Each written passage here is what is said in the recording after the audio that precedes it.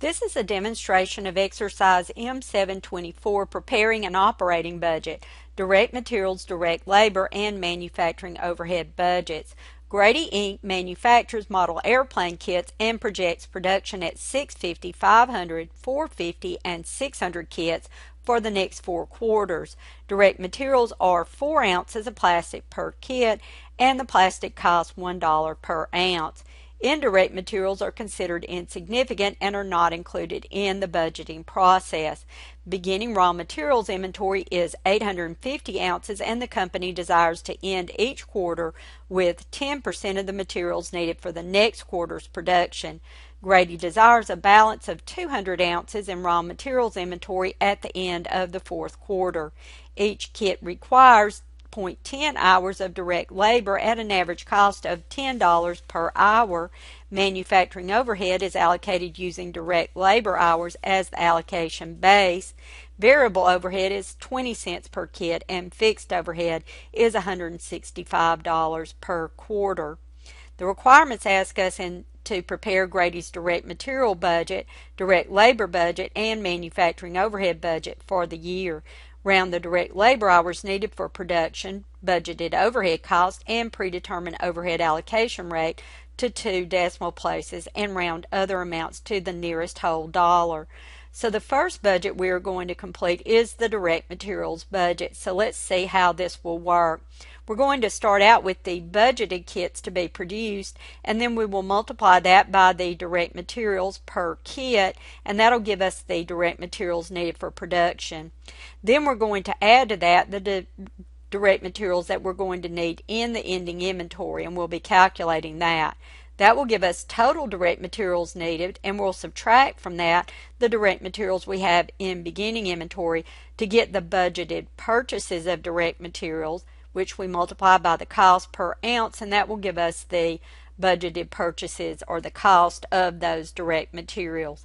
So we start out at the beginning with the number of kits that the problem tells us will be produced in the next 4 quarters. So 650 for the first quarter, 500 for the second quarter, 450 for the third, and 600 in the 4th quarter. Next, we're going to multiply that by the 4 ounces of plastic that the problem said was needed for each one of the kits.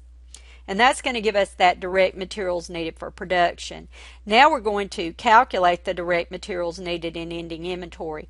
So the problem told us that we need to have 10% of the ounces needed for the next quarter in the ending inventory. So to compute the number of ounces we need in ending inventory for the first quarter, we look at the production for the second quarter, and that's 2,000 ounces. So multiplying that by 10%, we get 200 ounces we need in ending inventory for the first quarter.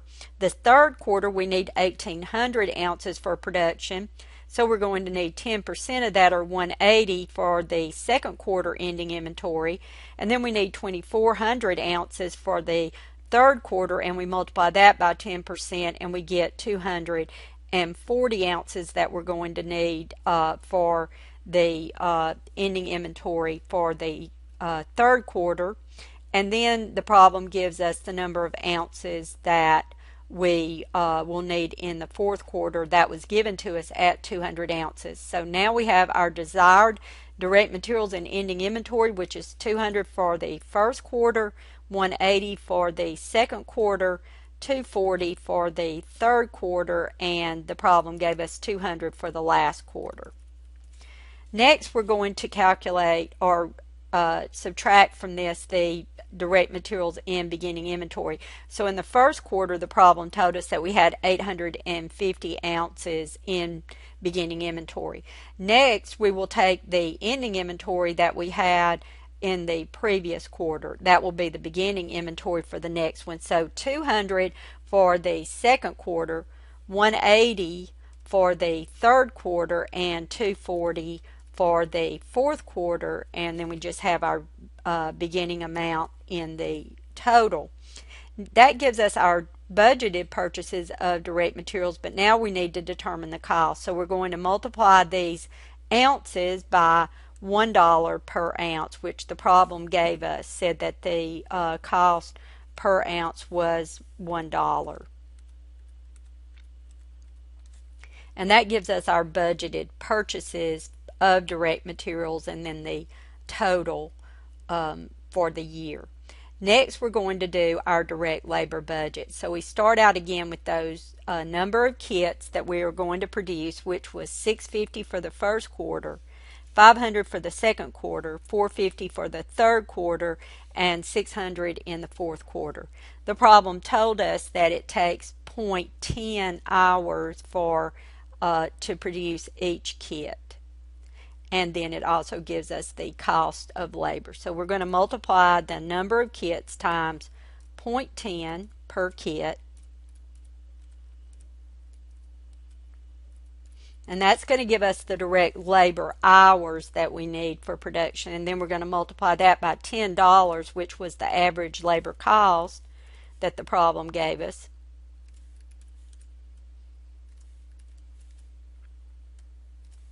And that's going to give us our budgeted direct labor costs for each quarter and then for the year.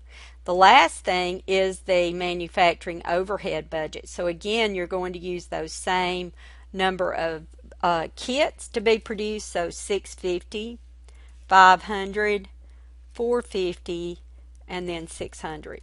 It said in the problem that the variable overhead cost for each kit was 20 cents per kit, and the fixed overhead is $165 per quarter.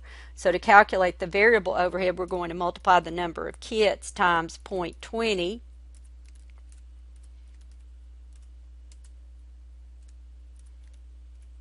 And that's going to give the budgeted variable overhead, and then we're going to add to that the fixed cost of $165 per quarter. And that's going to give us the budgeted overhead cost. Now we're going to need to determine the predetermined overhead allocation rate. So these amounts that we have calculated will be the numerator in the calculation of the predetermined overhead rate.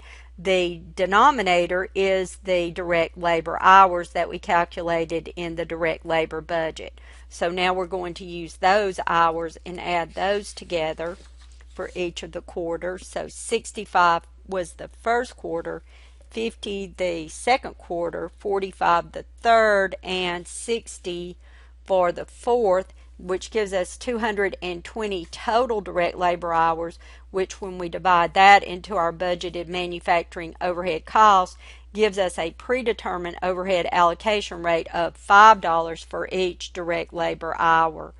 And that is the conclusion of the demonstration for exercise M724.